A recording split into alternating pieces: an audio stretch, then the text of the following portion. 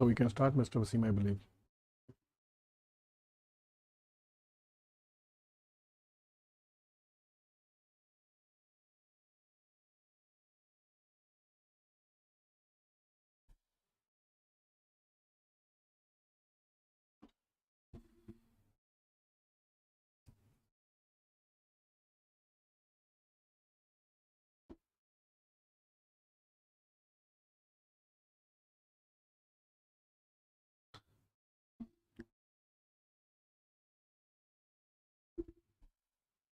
So we will start with our session now. The topic we have choose for this week is the environmental life cycle assessment and environmental aspect and impact assessment. I'm your host Shahid, and with me, I have with Mr. Mohammed Wasim. Welcome, Mr. Mohammed Wasim. Thank you very much. And I hope we can add some value for our guest today. The topics we will cover during this session, it include the methodologies or the best possible ways of identifying the aspect and impact related to the environmental management system. And in the second phase of the session, we will talk about the LCA, life cycle assessment, and LCIA, life cycle impact assessment. To start with the training, I'll give the floor to Mr. Wasim. He will start with the aspect and impact assessment. Good morning, everyone. As Mr. Shah explained to you, today we are going to discuss about the environmental aspect and impact.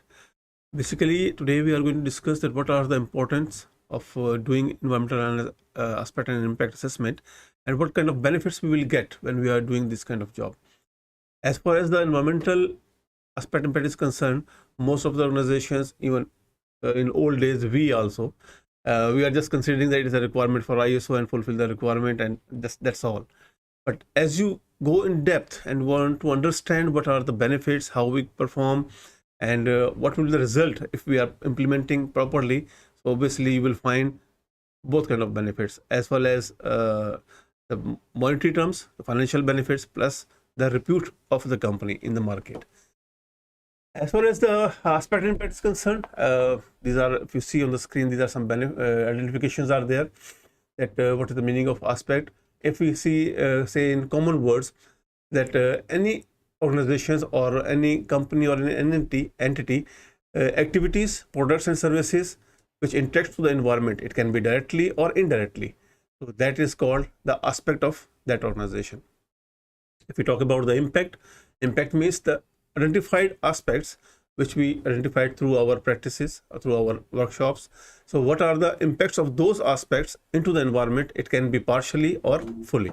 So these are the common definitions of environmental aspect and impacts whenever we are going to identify, because if we do not understand what is the meanings of those terms and what are the depth, how long we have to go in depth to identify those aspects, we cannot get the full benefit of that. Shahid, if you want to add on that. Okay, thank you so much. Okay, to make it more simple, the normal definition or term that I use when we talk about the environmental aspect, you can consider any activity that you perform on a day-to-day basis and feel like it has a direct or indirect relation with the environment. We can consider that as the environmental aspect.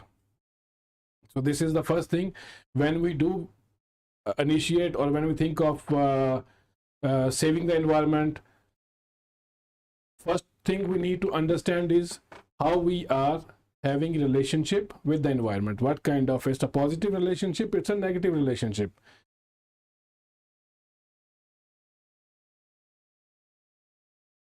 So we agree on this, that environmental aspect we can define as any activity or job we perform which has a direct or indirect relationship with the environment. We can consider that as an environmental aspect.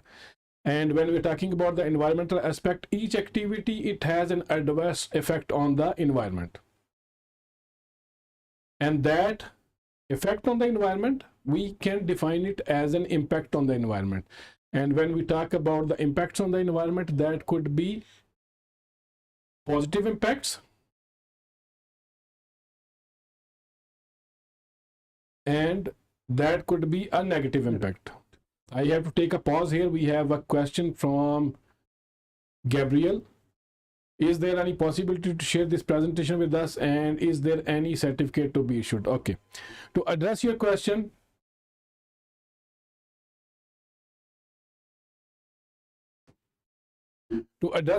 now, we do issue the certificates. The best way to obtain a certificate is that I believe the event management team put the link for YouTube channel. You can click on the channel, subscribe to our channel, and confirm them that you have subscribed to the channel.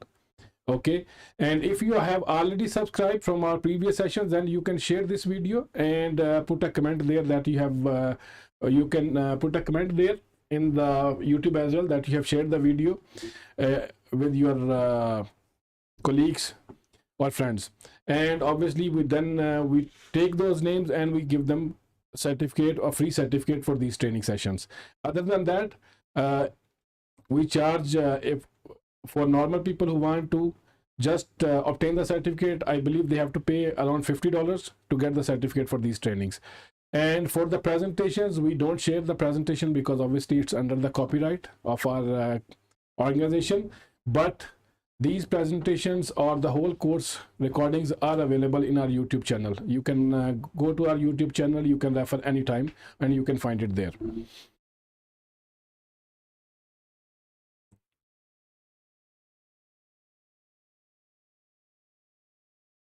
So we were talking about the aspects and impacts.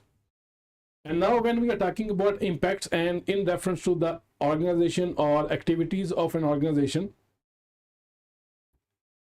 we have to consider all activities. And I was referring to that there could be positive impact on the environment. We are helping the environment, or there could be negative impact, and there could be partial impacts, partially positive, partially negative. So this is how we define or how we understand what is aspect and what is impact. Aspect, activities that we perform on day-to-day basis having a relationship with the environment. And I personally believe there is no activity in our day-to-day life which doesn't have a relationship with the environment. Even when we are breathing, we are consuming the oxygen and we are exhaling the carbon dioxide, which is basically have an impact on the environment also. So this you can always start from this example, that all the activities that we perform in day-to-day basis, it has relationship with the environment. But obviously based like being human beings, we don't take much responsibility on that. But when it comes to the organizations, they have needs to take responsibility of the issues or aspects related to the environment. It could be mandated because of the government regulations, or maybe our interested parties or societal requirements, or maybe our customer requires our companies to be environmental friendly. And at the same time, Mr. Wasim have mentioned one point about the financial terms, monetary terms. So we are all well aware that when it comes to the products that we want to buy environmental friendly products. And companies who take care of the environment, surely they do more business than the companies who don't take care of the environment. So there is business related benefits, and there are benefits when it comes to the point that your company is going for ISO 14001 implementation or certification. It's a compliance requirement from there. Might be it is a compliance requirement from your customer, or might be it is a compliance requirement because of a regulations, or you are mandated to implement or define the controls to reduce your organizational impact on the environment. So moving forward, where to start with the aspect and impact. So we have quoted an example here, and I'll give the mic to Mr. Wasim. He'll explain you the example. Thank you very much. As we, Mr. Shahid, explained to you before, that whenever we are going to identify the aspects, we have to go in depth and try to find as much as we can. Because sometimes what we are thinking that which relate to each activity, we are identifying one or maybe two. So we are saying that, okay, it is enough. No, we have to see each and every aspect which is related to that activity, because it will give us a clear picture that how we can control that one. Like for an example, if we are so you see the screen, we are take the example of boiler operations. If we are talking about the boiler operations, these are some aspects which can be related to the boiler operation, but it can be more. But we are giving some examples here, that there are air emissions, there are fuel consumptions, boiler blowdown, and water consumptions. When these are the aspects related to that activity, so obviously they have some impacts on them. Like if we talk about the air emissions, what will happen when the emissions are going into the air? It is uncontrolled, obviously it will pollute the air. So air pollution will be there. If we are using fuels, so obviously there is the natural resources, because fuel comes from the natural resources. It's a natural resource depletion. Boiler blowdown, if something happened like this, so obviously water pollution will be there, waste of water.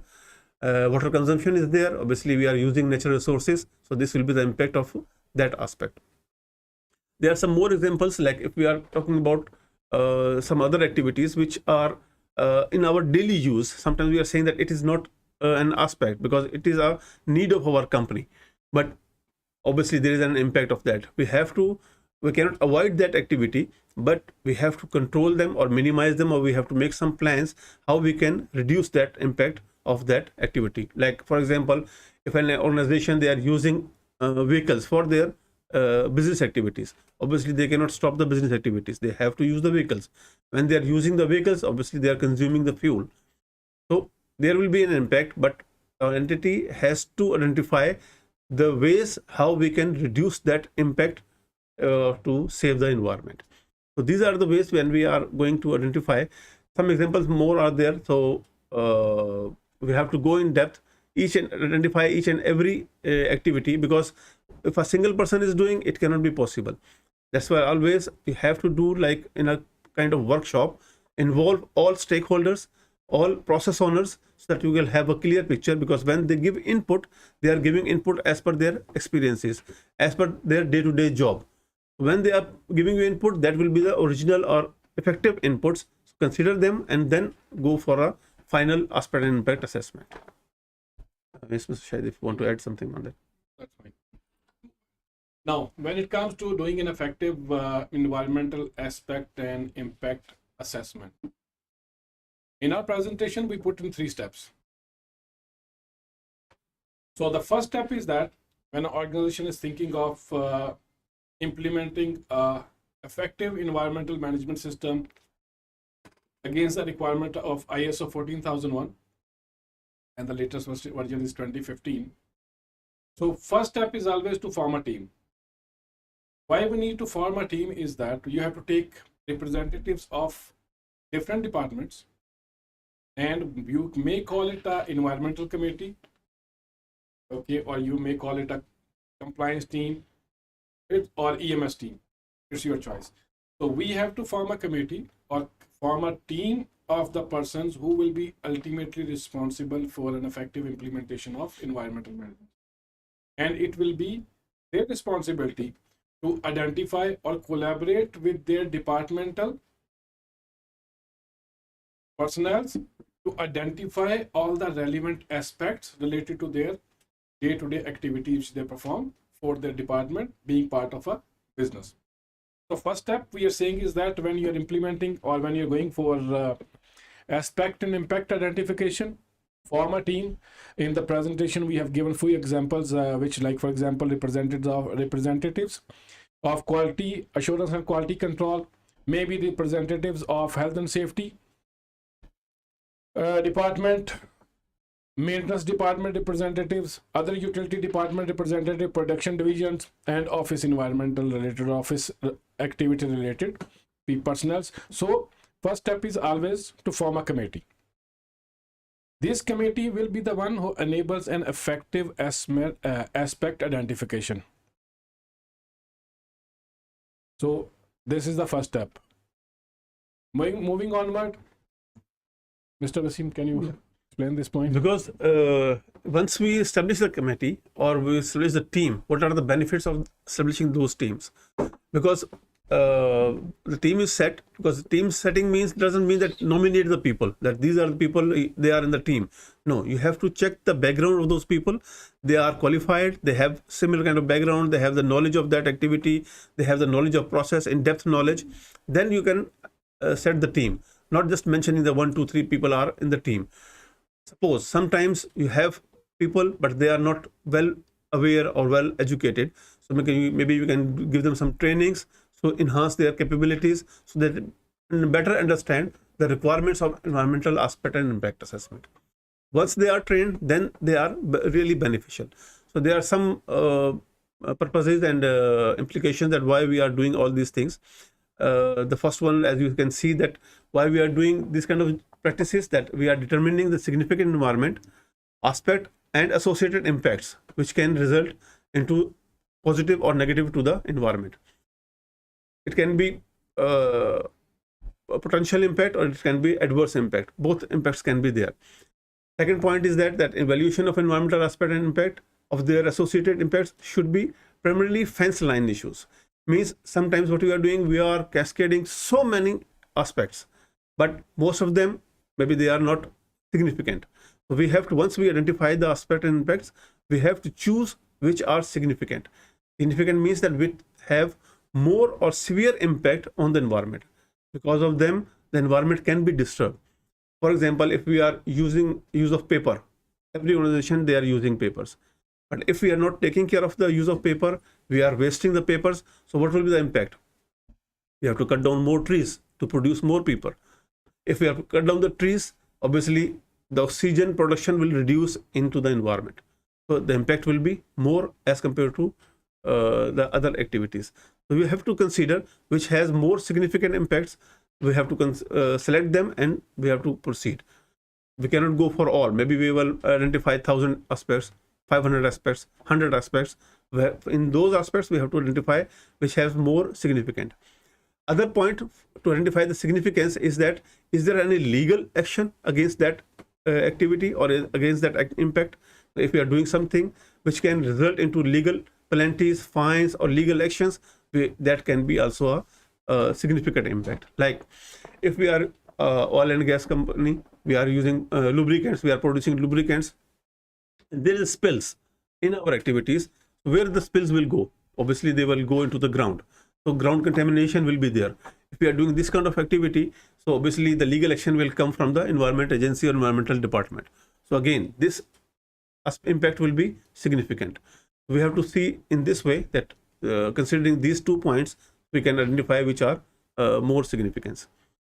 As the third point is here, that the organization only has to identify those environmental aspects which we discussed before. These are the things, but how we have to control them? Under these 2 points, as we discussed before, that include fiscal controls, which has financial ability, which can affect the aspects. Means sometimes we are not considering those kind of activities, and not waste of product only, waste of money as well, because we have to buy more products to fulfill our requirements. So again, it will consider both the things, as well as the environmental aspect plus the financial aspect, which can damage the company financial situations. Second point is that the facility should not spend resources because of the lack of resources, some kind of impacts can be occur. Like if we talk about the spills, how the spills will happen, because we are not providing proper resources. Maybe that work can be done by 2 or 3 people and we deploy only 1 person. When he is working haphazardly, because he has to fulfill the job, and because of that lack of time and speed, spills can be happen. So we have to consider both the things so that we can manage, or you can say that we can equalize the situation so that both things can be controlled. The last point, but not the least, the significant environmental aspects that are identified will determine how their elements of the standards are fulfilled. Like the operational procedures are there, education competence of the people who are handling those kind of activities. If they are required, maybe they need trainings, so you have to provide them trainings, how to activities performed, how we have to done the job in a safe manner, so that we can reduce or eliminate the impact of those activities or those aspects. And at the end, we have to monitor those activities as well. Once we are doing training, we are establishing procedures, we are done all kind of workshops, we done all kind of practices. But if we are not monitoring, again, the effect will not be what we are requiring. So we have to monitor that activities as well, or controls which we are already sorry, implemented for improvement of our environmental aspect assessments. And also we have to record them, and we have to communicate to the concerned people, so that people can understand how we have to perform the job, what things we have to take care of in the manner of a safe work. Mr. Shahid, if you want to add on this point. I'll add a couple of points when Mr. Wasim was talking about the significant environmental impacts. Now, we do perform day-to-day activities, and normal methodology which is adopted by the organizations or the responsible personnel who work in the field of environmental, they try to inventorize all the aspects and try to define the control for each identified aspects. Hopefully, or I can wish that some of you are aware of energy management system requirements as well, or methodologies, how we implement energy management system, because significance with this term we use more in energy management system. And next thing I will be talking in perspective of that and how we adopt the methodology. In this slide also, in I think point number 3 also, if you see here, there is a couple of points mentioned related to the significance or significant environmental aspects. The purpose of that is that the organization, when they are doing identification of the environmental aspects, we will surely identify all the aspects, but there are few aspects where we cannot do any improvement. For example, if an organization is using fuel for the transportation, I believe that is a basic necessity for the business.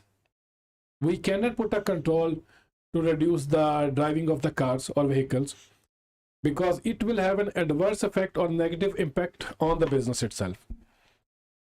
So what meant by that is we cannot do any improvement in relation to this identified aspect, which is basically use of fuel by using the company vehicles or cars. We have to identify those environmental aspects and impacts where we can bring some improvement, and those improvement will be helping us to be an environmental friendly company. The whole idea of doing environmental aspect or impact analysis or assessment is that finding ways to help environment. We, being professionals in the field, conducting the audits, we see that companies do this assessment only for the sake of fulfilling the requirement of the ISO standard, or might be in some cases they'll fulfill the requirements of legal obligations, which is not the right approach. If you want to be an environmental friendly company or a green company, which is the technical term for this, or a company who's producing the green products, you have to take this idea that how you can help the environment and implement in your day-to-day activities. So we have to identify the significant type of environmental impacts associated with the point that how we can improve them. And the purpose of showing you this slide, purpose and implications, these are referred to the committee. As we told you that in the first step, you have to form a committee. If we have a committee in place, we have a greatest potential for environmental impacts and defining the controls to reduce our impacts on the environment. This committee can enable us to have an effective environmental management system in place, which will reduce the chances of getting fined by the legal authorities. I will strain from mentioning the local legal bodies in any of the countries. let's take it a composite as a legal obligations or legal authorities. And that's the reason we mentioned that it will be a beneficial for you in terms of finance as well. You don't get fines means you are saving money. Those fines are giving a hit on your profitability.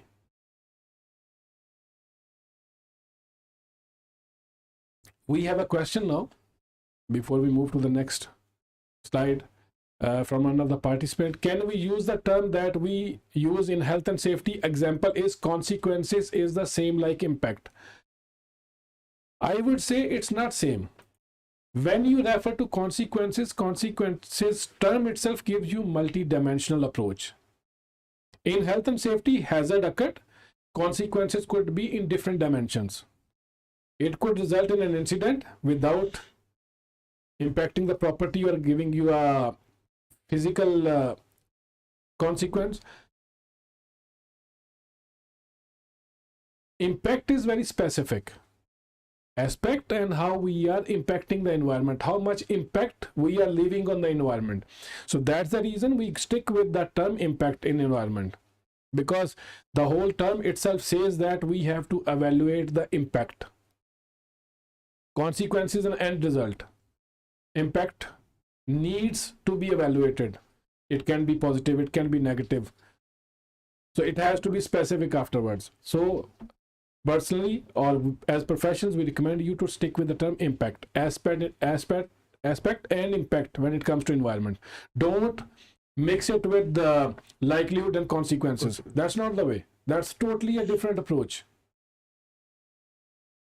The words, it meant a lot.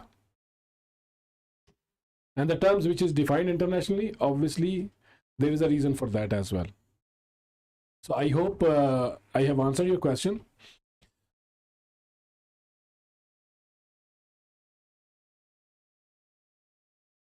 So now we will move to step number 2. So again, I will let Mr. Wasim to talk on step number 2. For adding up for the previous slide, that one point is that what is the purpose of doing all these things? That we have to show our responsibility as a human being towards environment, because as we discussed before, that some impacts are directly, some impacts are indirectly.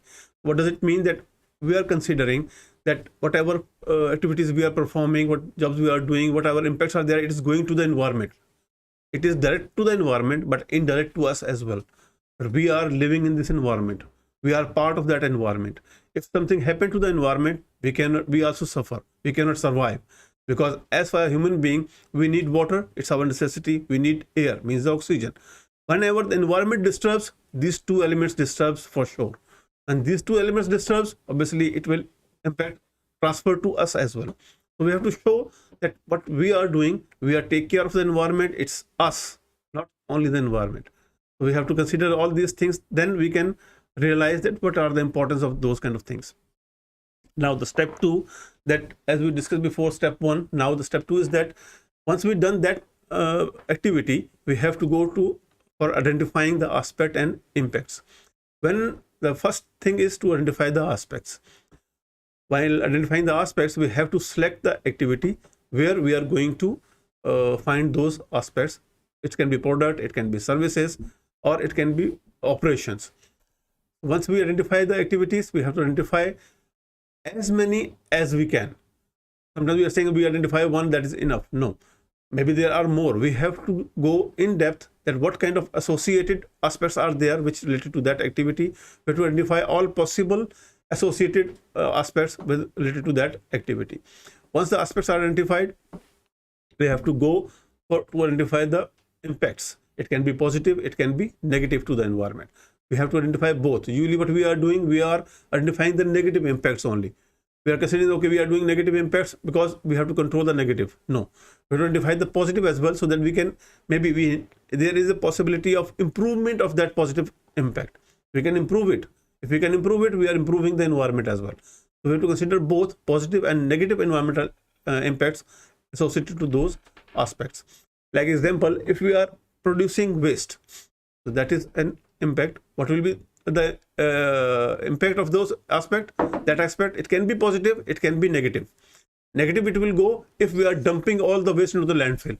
It is a negative impact. But if we are doing segregation at the source where we are producing, it is a positive impact, because we are not dumping all the waste into the landfill. So it is a positive impact. We have to consider both negative and positive. And we are considering positive, maybe there are areas of improvement. So once we identify, we can improve our practices. That's why whenever we are identifying impacts, we have to identify both in positive impacts and negative impacts. Yes, Mr. Shahid, if you want to add some on this. Sure. Thank you. So, as we said earlier, the first step is to form the committee or the team who will be responsible for the identification of for the aspects. Second step, we are saying that to identify aspect and impacts. So it will become the responsibility of the team or representative from each division or department or process owner, that they have to identify all the activities in their division, department, or process. That is the first step when we're doing aspect and impact, or we can say it's a first step of the step 2. So we form a team. This team is responsible for their activities and identification of aspect and impact. So they will identify all the activities. They will identify product or services provided by their division, department, or the process. Then you will list all the possible aspects.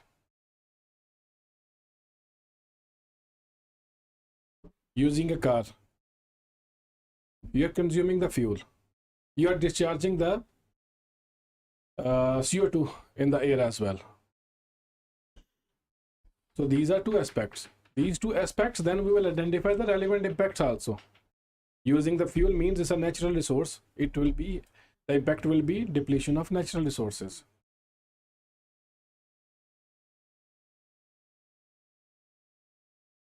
And at the same time, you have to consider the positive aspects related to this activity as well.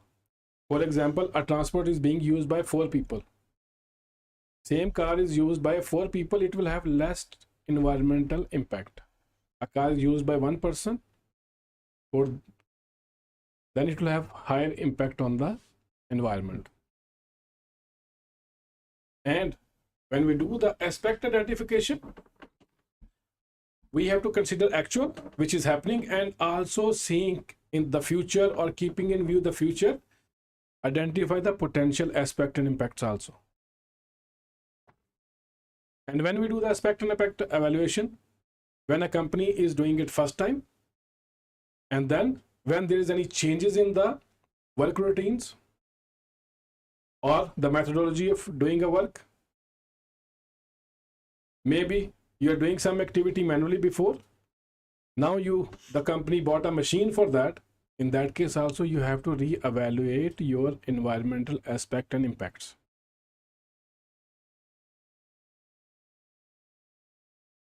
And after identification of whole list of aspects and impacts, then we will decide which are the most significant ones. So here we have an example for the form for the identification of aspect and impact. Mr. Wasim, can you explain the form? Because this form is usually what we call that aspect impact register, we are calling. In this form, we have to put the activities which are having significant impacts, because we have to take action on them. And this is a part of what we call it, that's called record the findings. Not only the record the finding, we have to communicate these, what we are including in this kind of register form. So those should be communicated to the all the stakeholders, all the employees, all the workers which are related to those activities. What inclusion in that form? First of all, the activity, what we are doing, we have to identify them, several activities it can be. So we have to identify the activity which has significant impacts. Then we have to go for the identification of environmental aspects. We have to include here input and outputs for those aspects related to each activity. It can be multiple aspects. So whenever the aspects are there, you can add on.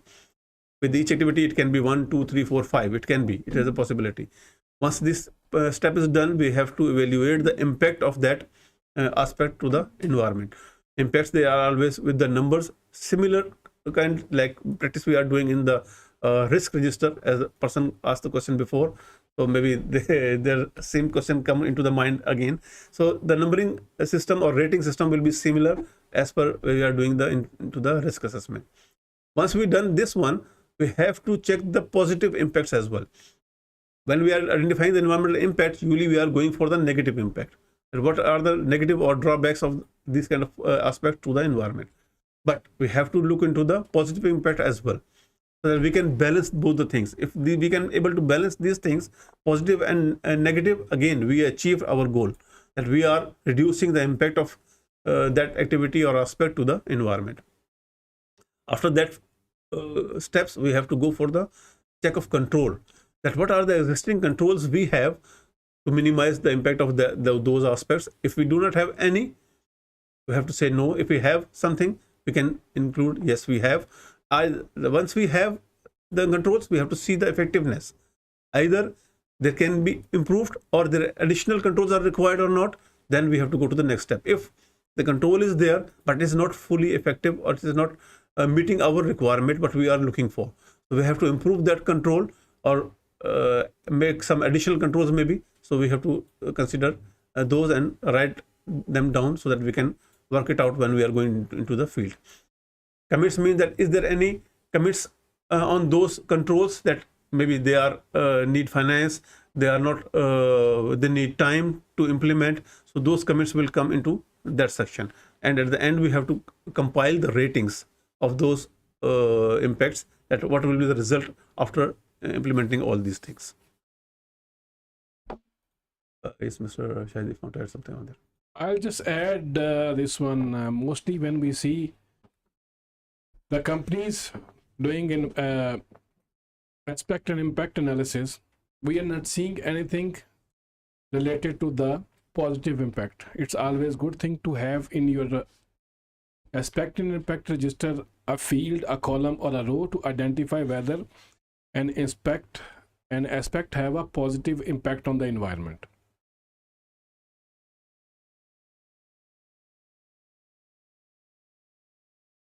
So moving along with our example, again this is example of identification of the aspect and impacts. You have an activity, any activity could be related to the manufacturing, maybe a store activity, maybe a purchase activity, or let's say the organization itself, it's an activity. So when an organization operates, it requires the inputs. Those inputs in this slide are referred as the raw materials, electricity and water. Raw materials, obviously, if we are a manufacturing unit, we need the raw materials to convert them into a final product or finished product. And we need the supportive utilities. Here they are quoted as electricity and water. So raw materials that we are procuring, it do have impact on the environment. When we are seeing the organization, they are doing the aspect impact evaluation, they'll be more focused on their day-to-day activities. And normally they forget to identify the source aspect or impacts related to the raw materials. You have to consider that. It's quite vital when we do the carbon footprint reports as well. When we do a calculation, how much carbon footprint or carbon emission we have as a company or as a department, it becomes vital there as well. Then also you have to consider the aspects related to the utilities, electricity and water. And referring to the output, we have to consider the environmental aspect and impact related to the finished products. Exhaust means different type of discharge in the process of manufacturing a product, and the waste product and waste generated as well in the process of doing the manufacturing. So not just focusing on your day-to-day activities, also consider your procured items or raw materials, utilities that you have utilized, and also aspects related to your product or service. Aspects related to your waste. And in this slide, we have highlighted Few common points to consider when it comes to the aspect identification. So you can consider them as a kick-off points or starting points, but it's not covering everything. Always, based on your business, based on your processes, you'll define what kind of environmental aspect and impacts you have. At least minimum, consider these points. First one is emission to air. As in the last slide we showed you, there is exhaust from process. I give you example earlier for the car as well. It has exhaust also. Those are emissions to the air, direct emissions to the air. We have to consider releases to water also. Discharge water from the organizations. It's a gray water, it's a black water. So we have to consider that, and we have to consider how much we are impacting the environment. We have to consider the surface and groundwater, waste disposal, resultant land contamination, raw materials, and how much impact we have on the natural resources. We can do responsible sourcing. We can improve our processes, which will be impacting on the consumption of the raw materials. We can optimize our processes in the organizations. By optimization, you can reduce the energy use, water use, or chemical usage. So we have to consider energy, water, chemical number. These are basically utilities a business need when they want to run their operations. Then we have to consider local environmental regulations from different government entities, and also do consider the community issues. And last but not the least, noise created due to your operations, orders, land use, appearance, etc. So these are the kickoff points or minimum things that you should think of when you're doing the identification of environmental aspect and impacts. Please, Mr. Wasim, if you would like to add some value to that as well. Whenever we are identifying the aspect impacts, these are the points which can give you an idea. That's why we are explaining here, but it doesn't mean that these are the only points. No. These are some examples that how you have to consider when you are identifying the aspect and impacts. Like if we are talking about the emission to air, usually what we are thinking, whatever the gas is going to the air, that is emission to the air. No, whatever we are having any kind of process which releases the heat to the air, that is also impact the environment. So we have to consider all kind of impacts which can be associated to any kind of activity. We have to consider those kind of things. Similar to that, like waste disposal, again, when we are generating more waste, means we are consuming more natural resources. Maybe it can be paper, it can be plastic, it can be all these things. Not only it's land contamination, it's also we are wasting the sources or resources which we have from the nature. Similar to that, raw material, that when we are having raw material impact, what kind of impact is there? Sometimes from the purchase department, we are purchasing lot of quantities as more than our requirement to save money. That now we are having less price, so we buy more products or more raw material. Maybe we can use in the future, but we didn't get any kind of orders. So those, some of them maybe they have expiry dates. Once they expire, it's become a waste. So we have to consider whenever we are buying raw materials for our productions, so we have to limit or stick with our requirements only, not go in a bulk, not go in excessive purchases. So this kind of controls we have to apply when we want to control our impacts. For the community issues, usually come when the noise impacts will come. It can create problems for the communities. Odor also for the community issues.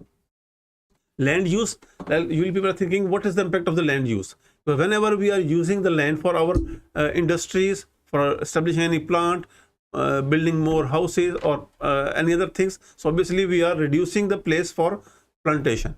When we are reducing the plantation space, obviously the environment will be impact. If we are focusing on those points as well, that we balance them, that whatever we are establishing or building, so parallel to that we have to plant some trees as well. So in that case, we can balance those impacts, so it will be good for the environment. And considering the points on the last slide, it's quite important, or it becomes a challenge always, where to obtain the information. For example, if we want to understand the sub-activities in a process, from where to get the information from that? We can say we can get the information from process flow diagrams. Again, for the inputs and outputs, we can get the information from where? From our material receipts for the inputs required for a process. We can refer to the utility bills if we want to evaluate that how much electricity or water, or let's say natural gas, we have consumed. How good we are performing, or what are the regulatory requirements, we can refer to the regulatory reports. We can refer to our QC information. It's quite important and vital, the defects and the changes in the product. Why? It will be making us to reproduce the items or the products, or to spend more resources which will have a higher impact on the environment as well. So these are the most common sources of information when we are thinking of doing the aspect and impact evaluation. Normally we get the answers from the auditees or the organization that it's quite difficult to collect the information when it comes to the environmental related things. I hope these points can make it much easier for you guys and give you a clear idea from where to obtain the information before kicking off the project of identification of environmental aspects. We have seen normally what people do, they are very generalized when it comes to the utilities. Okay, we are using the electricity, it's an environmental aspect. The question is that, are you using the electricity which is required to run the process? Or are you using additional or more electricity which is, let's say, not required for the process or for running our operations? People don't have idea about the baseline requirements. They don't set their baselines because they don't have the information. So completeness of the information is very vital and important when it comes to the environmental management system. Assumptions are good, but when it comes to assumptions, then we'll have issues related to the sensitivity. We will see in LCA also how this can have a bigger problem when it comes to the completeness or correction of the data. And when we make assumptions, how sensitive are our outputs or results? Mr. Wasim, you would like to add anything? Yeah, because we have to, there are different ways how we can control this information, that whatever explained, Mr. Shahid explained above, that is very explicit and good information. When we are talking about the records of external communication, that is also we have to consider any kind of issuance, literature, regulations, procedures, guidelines, or any federal laws or local laws which are established by the government to protect the environment. We can extract the data from those kind of literature as well. So that will guide us that what kind of things we have to consider when we are identifying our aspects and impacts. So that will need to be considered, because usually we are avoiding them, just we are giving some references only, but we are most of the times we are not reading or we are not extracting data from them and what they are actually looking for. So that will really help us when if we are reading that literature, so we can identify based on those informations or those requirements that what we are doing actually, what are our aspects which can have significant impact on the environment, or both the things, the regulatory requirements and the environmental requirements. So we have to consider those literature also whenever we are going for any kind of aspect and impact assessment. Okay, we have a question or a comment. We have to consider always the SDS safety data sheet. We surely consider that, and that's the reason we have the second part of our training, which is LCA. Material Safety Data Sheet are results of LCA, Life Cycle Assessment or Life Cycle Impact Assessment. So whenever a company is providing a product, they do a LCA or LCF. Let's keep it for the second part of our training, and surely we do consider that one because that is your baseline or recommended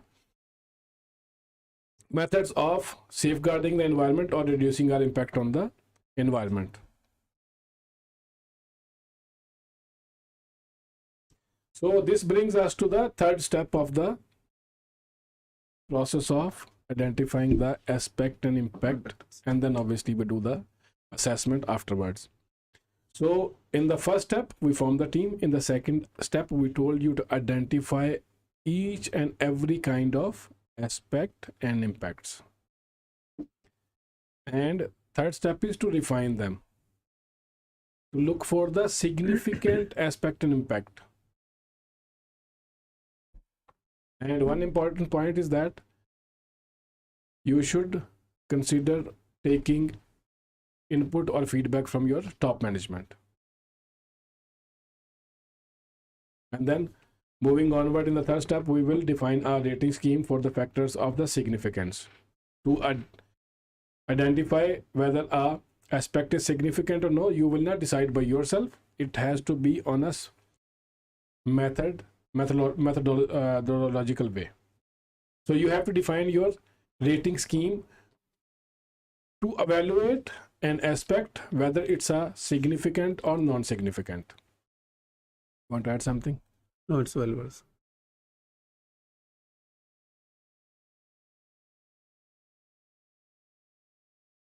So effects or factors to consider when we are doing the identification whether a aspect is significant or non-significant.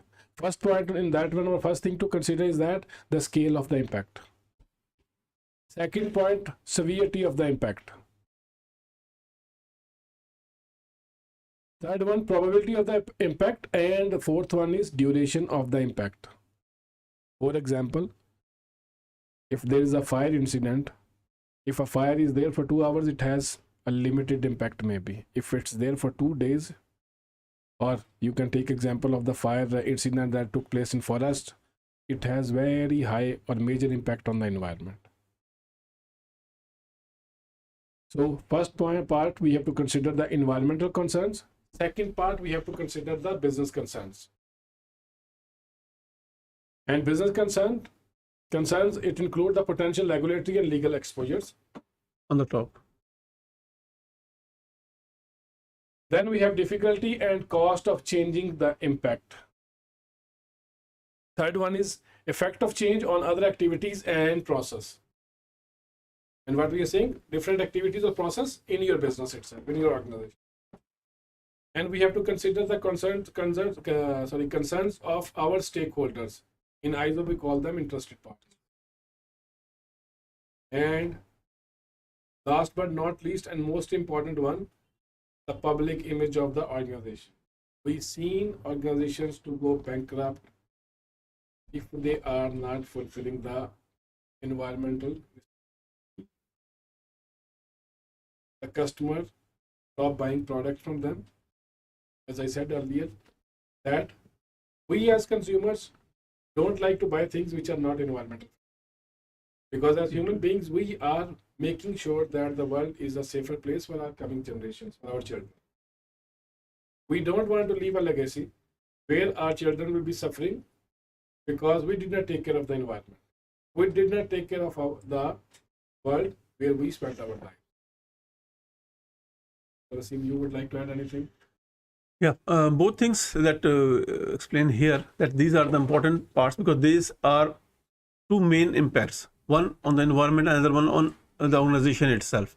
So we have to consider both when we are identifying the aspect and impacts for the any kind of operations or activities. So this should be considered.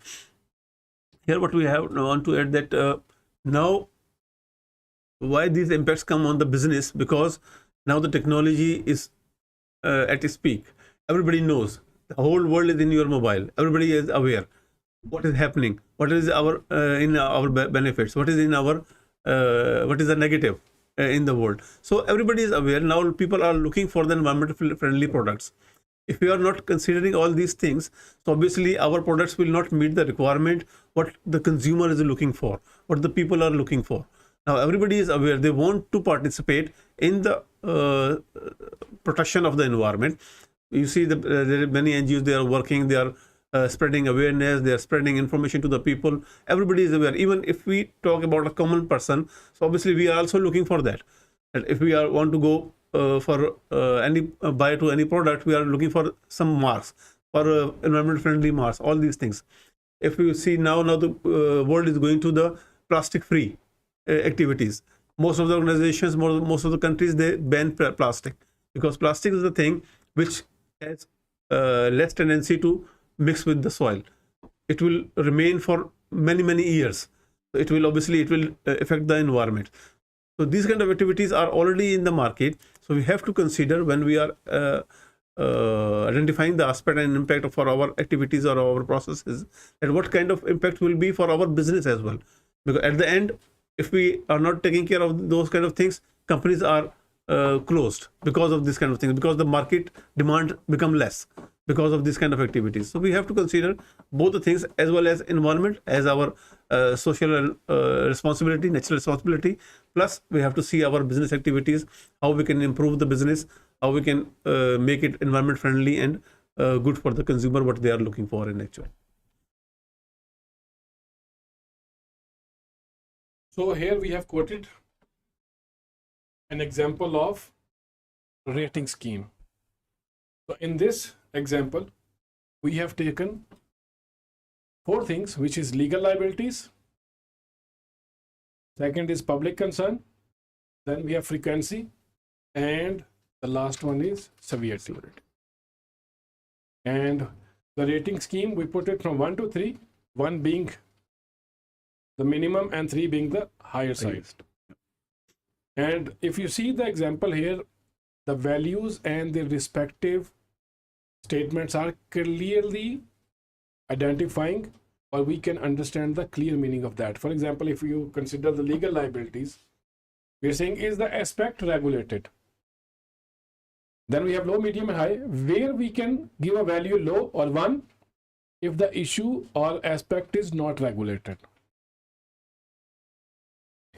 We will give a value for 2 when we are feeling like it's a violation or it could result in a possible fine. And if you see the 3, which is high, we are doing a criminal action, means company could be sanctioned or closed if found against the regulated aspect. Secondly, we included the public concern. First one is never. Medium means sometimes. Public, or let's say the society, they get issues from that. And high means it's often we are facing complaints related to the aspect. What we meant by frequency, what is the overall frequency or probability of an aspect impact? So 1 is lower than once a year. So that aspect or that activity is happening once a year only. Medium is 2, between 1 month or 1 year. And high is a routine activity which happens every day. And for the severity, number 1 is impact aesthetic amenity. Number 2, impact water, air, soil quality. And 3 is detrimental to human flora, fauna. So based on the statements given in your risk scheme or risk methodology, you will define the values. And here we have quoted an example. The activity or product in this case is dissolve mineral ore. And to perform that activity, what we use the water, we use natural gas, and we use acids. And in this example, if you see the impacts associated to natural gas, we have 2 impacts. First one is resource depletion, which is taken from the input side of the process, and then we have air pollution, NOx, which is taken as a output towards the process. And then the values are given for aggregate terms: legal liability, public concern, frequency, severity. And in this case, it is a regulated thing. So they put it 1, 1, 1. And number 3, use of strong acid, it is regulated. First 3 aspects are not regulated. Similarly, values are given for the public concern, frequency, and severity of the activity or the aspect on the environment. And then they consider the OCR value. How they calculate in this example? They add all the values in the 4 columns and then divide them by 4. And they set the rule that OCR value will be more than 2.5. We will consider the aspect as significant. So in this whole scenario, only one use of strong assets, it becomes the significant aspect. Means, as an organization, we have to work something out to reduce the impact related to the use of strong acid, finding alternative chemicals, conducting that activity in a controlled environment. So we have to define the control to make it insignificant. We will not waste our energy, our resources, our money on putting or defining controls on the aspects which we consider as a non-significant. One of the principles of the management system is that to reduce the rework, reduce the cost, and increase the profitability. Exactly. We always refer to the basic principles of management system standards, and ISO 14001 is a management system standard as well. We have to make sure that we are not increasing our work. We are doing what is required. And that's the reason we define the significant aspects. Non-significant, it will be part of your aspect impact register, but you are not supposed to or required to take any actions. If it doesn't require additional resources, you have time, then only you can think of working on those non-significant aspects. But it's always not recommended, because employees in the company is bearing the cost of them. Any action you will take for the improvement in the environment, it will cost you money. It will cost the organization money.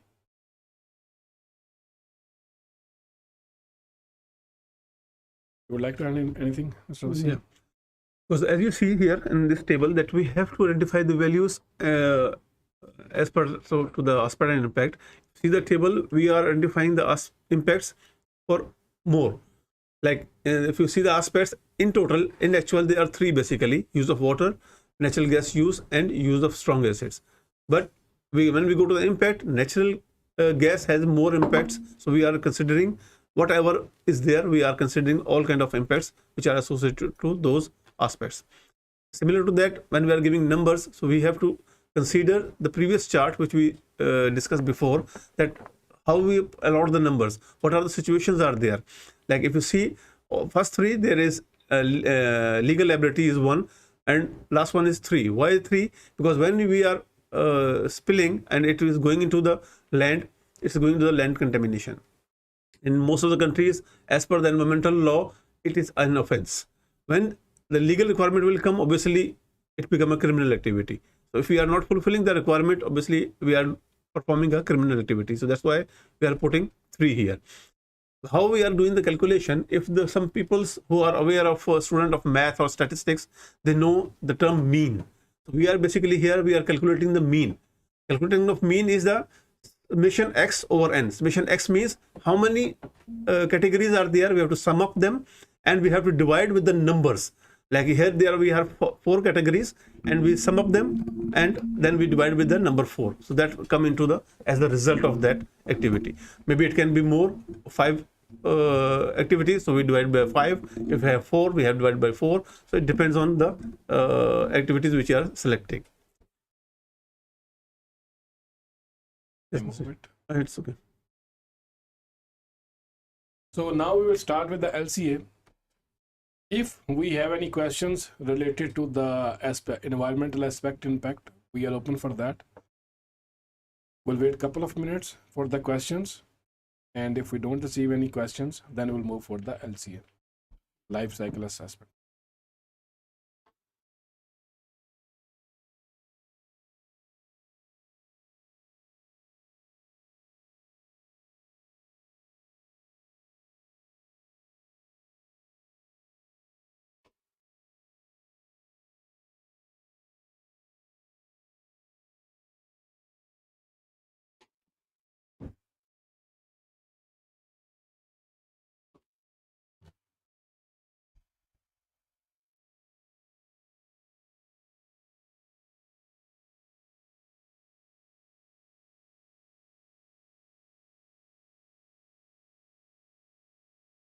So I believe we don't have any questions.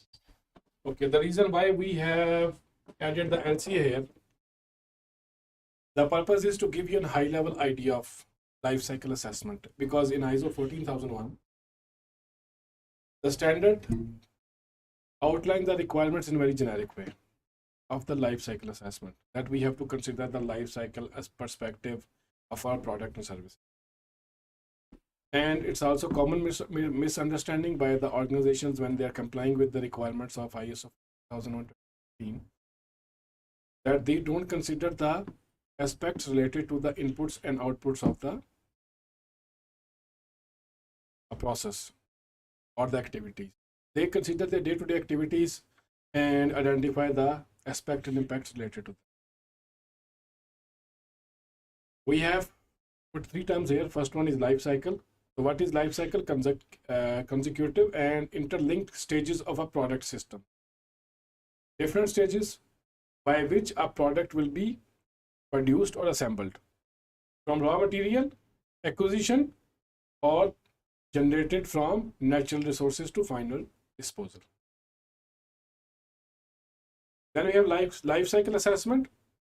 Life cycle assessment is basically a detailed study in which we evaluate or we compile the inputs, the outputs, and then we identify the potential environmental impacts of the product as well. So in this study, what we will do, we will consider all of the inputs that is required to run a process to manufacture, required to provide a service to our customer. We consider the outputs of that process. That could be a product, as we showed you earlier in the slide, a finished product, waste, and exhaust, the common types.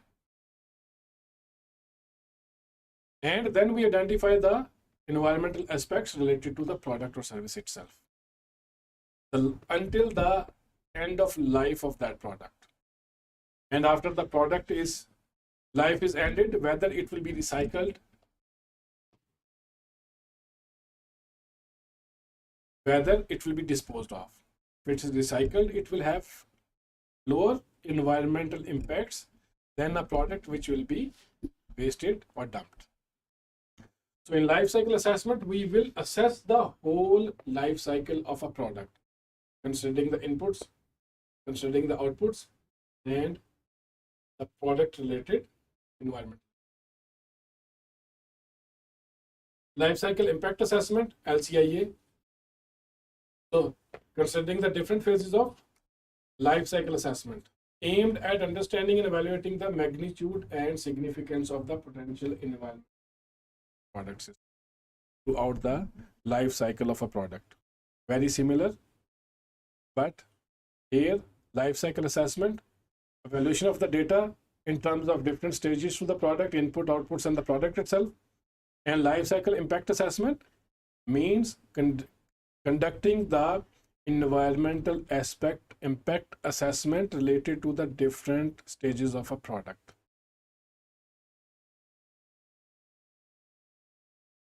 And again, why we do these, or when we do these as an organization, we do that to evaluate our detailed environmental impact.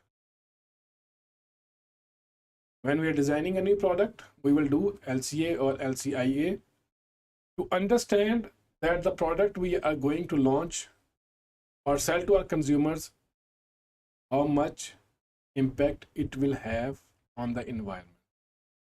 And most feasible example could be the car industry, which is changing rapidly. EVs are coming. More and more companies or projects are starting for EVs, electrical. For each car design, they are trying to minimize their environmental.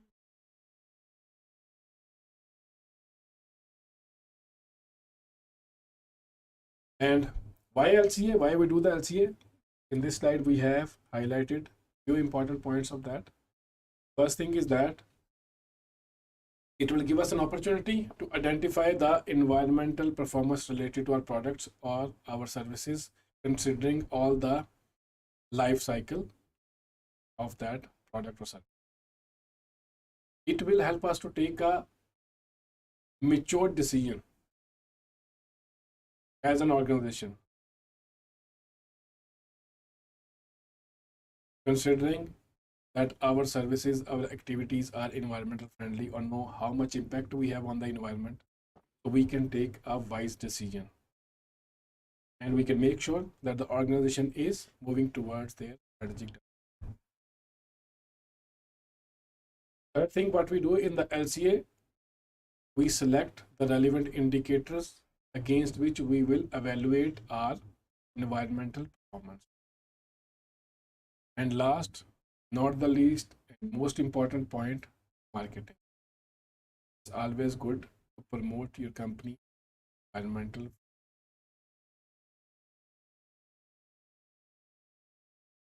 LCA is a detailed study. We use statistical approaches there. We define precise methods or indicators for evaluating our environmental. And what are the phases of the LCA? We have 4 phases of LCA. First one is define the goal and scope. Second is inventory analysis. Third one is impact analysis. And fourth is interpretation phase. So the first phase is to define the goal and scope. Goal is what we are trying to achieve by doing this LCA study. And scope, what will be considered part of this life cycle assessment study. When we say the second step, which is inventory analysis, means the data availability related to the inputs, related to the outputs, related to the processes that will be involved in the whole life cycle of a product or a service. We have to inventorize, we have to make sure that the best possible and correct and complete data is available for us when we are preparing the study, when we are working towards identifying an environmental impact related to a product. And then based on the available data, we move to the third step, which is where we identify our environmental impact or conduct our environmental impact assessment, LCI, life cycle impact of a product. As I told you earlier, it's not just about considering the inputs, the outputs, or the process itself. We have to consider the end of life of the product that we are LCA.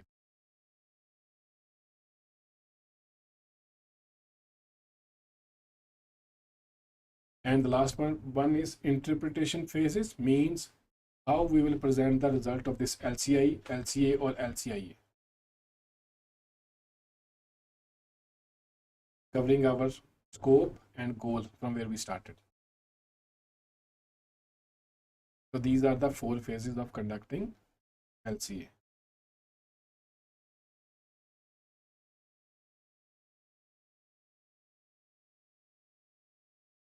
Since we are saying this is a high level overview of LCA, we are not going to go in detail how to prepare an LCA. That's not purpose of the training as well.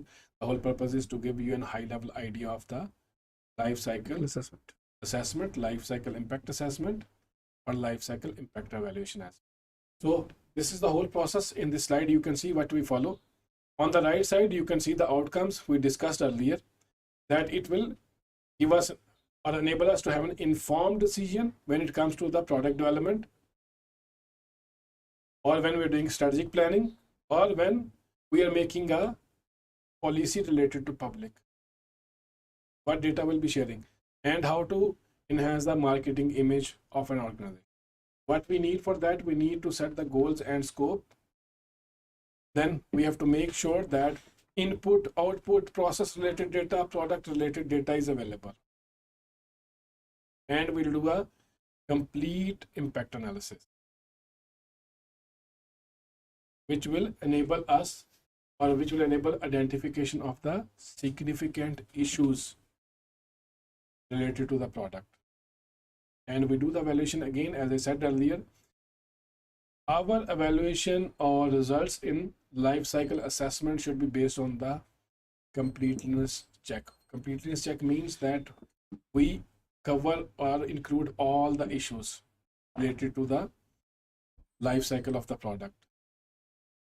Second is sensitivity check. What we do in that one, we make sure, because in environment always there is a challenge to get accurate data or concrete data. Sometimes we have to work on the assumptions. So in sensitivity check, we will review that the data we just prepare based on the assumptions, how it will impact on the output of our LCA study.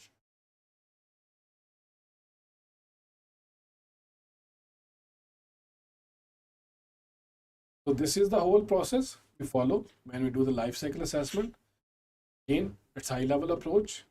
The idea of showing you that is to make sure that when you are doing the aspect impact analysis, always consider your inputs, always consider the outputs of a process, and include your activity. And since ISO 14001 doesn't talk much about the LCA, so we try to explain in a couple of slides what is LCA, what is LCI, so that in future, when you guys are doing a life cycle assessment or the aspect impact related to your requirements of ISO 14001, you know how to cover, identify and cover the requirement of life cycle perspective. So, Seem, if you'd like to add anything on that. As already Mr. Shahid explained to you very well, but I want to add something here, that why we are doing this LCA, because as life cycle is concerned, life cycle means the time frame from the creation till the end. We have to decide where is the end. When we are assessing properly, so from this kind of assessment, the 3 R's statement comes: reduce, reuse, and recycle. What we are thinking, that once a product is produced, we on the first use it is end. No, we have to assess properly. If it is not environment friendly, obviously we go for the reduce. We have to reduce this kind of products, use of this kind of products, the reduce will come. Maybe we can reuse those kind of products like cardboards, boxes, wooden pallets. This can be reused. So the life will not end in the first use. We can reuse them for some other activities. Then again, maybe these products can be recycled. We can form it to some other kind of products. So we have to consider these kind of things. That is done in a LCA. And we evaluate properly and what are the impacts and how long we can sustain with this kind of products, or how we can reduce the impacts. If we on the first stage we cut it down, obviously we are impacting more. But if we can increase the life of that product, means we are prolonging them, reducing the impact of the that product or services to the environment. Okay, we have a question from Mr. Vinod. Recycling in LCA, how far effective it is, like recycling of plastic too, can have some bad impacts. Mr. Vinod, that's what we are trying to explain. It's not the recycling issue. LCA is basically life cycle assessment. If you see now, since you give the example of plastic, and I'll stick to that, and it's quite good example as well. In most of the countries, what governments are doing, that they are discouraging the use of plastic. What we are saying, that the reason why we do the LCA, one of the reason is that we have to take a decision whether we will produce this product or no. Doing impact analysis in LCA is one part. If it has very bad impacts on the product or very high impact on the environment, maybe a company can decide of not producing that product. And that's the reason I give you example of cars also. In European countries, they put a deadline by 2030, they will not use cars which will be using combustion engines. They will be moving to the electric vehicles.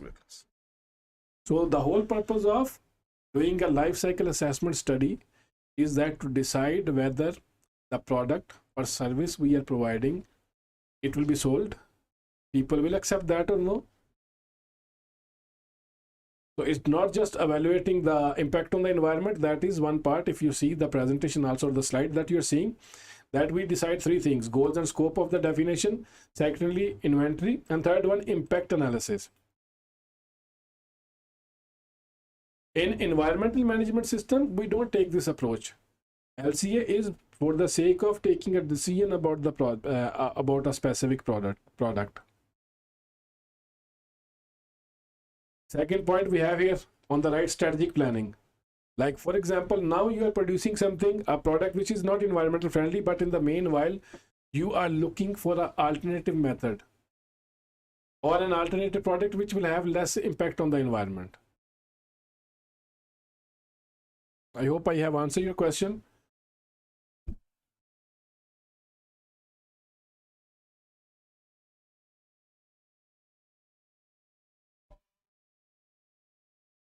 I would like to thank people who join us on YouTube for the live podcast. Thank you guys for joining there. And